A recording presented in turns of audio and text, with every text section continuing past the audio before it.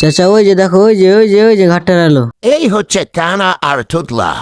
শালা কানা যে হান্নামি কি কইছে, যাই দেখি কি খবর সবর। আর এই হচ্ছে গাট্টারা, দুজন যে বসে কিনা ওই ঝামেলার মজা তো ফ্রি, চলুন দেখতে থাকি।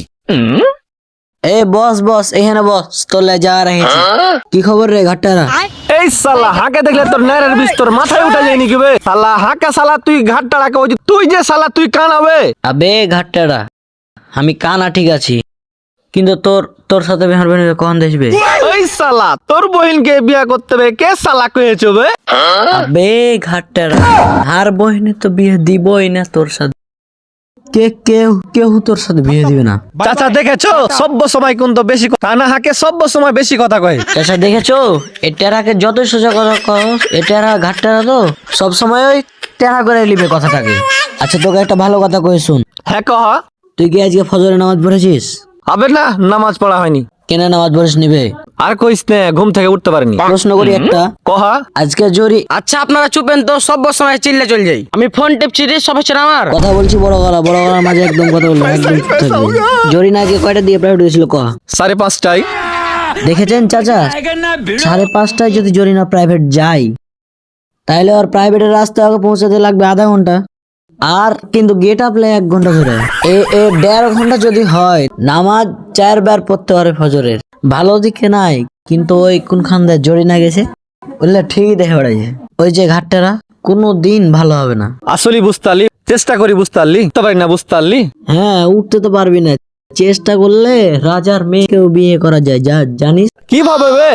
সত্যি বে, কিভাবে বে একটু কহা না বে। রাজার মেয়েকে তেলে বিয়ে করার চেষ্টা করে তেলে আমি শুনতে হলে বিষয় হলো, মনে কর যে একটা ছাত্র পড়ালেখা করতুক না, ওর শিক্ষক তখন ওকে কয়েছিল চেষ্টা হলে তুই রাজার মেয়েকে বিয়ে করতে পারবি। ঠিকই। হ্যাঁ একদম ঠিকই। দিয়ে তখন ওর ছাত্রটা তখন কয়েছে যে আমি চেষ্টা করতে হলে, হুজুর তখন ওকে বলে যা তুই চেষ্টা কর, সফল হবি।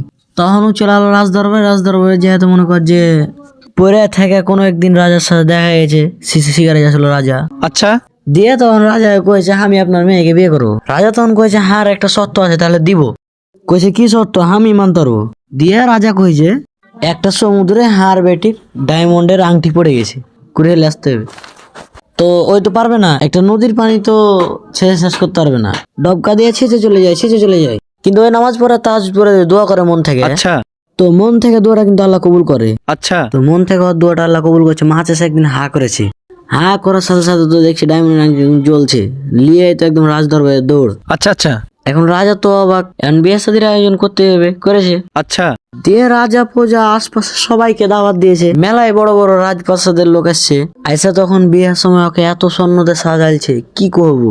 বিয়ের সময় কয়েছে যে বিয়ে করবো না, হুজুর আমি কয়েছিল, আমি চেষ্টা করেছি, হ্যাঁ আমি সফল হয়ে গেছি।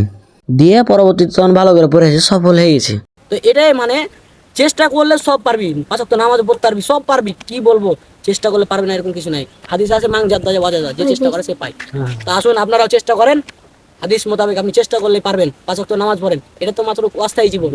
স্থায়ী জীবন আপনার পরকালে কিন্তু আপনি শান্তিতে ঘুমাতে পারবেন না। তাই আসুন, 5 ওয়াক্ত নামাজের দাওয়াত রইল।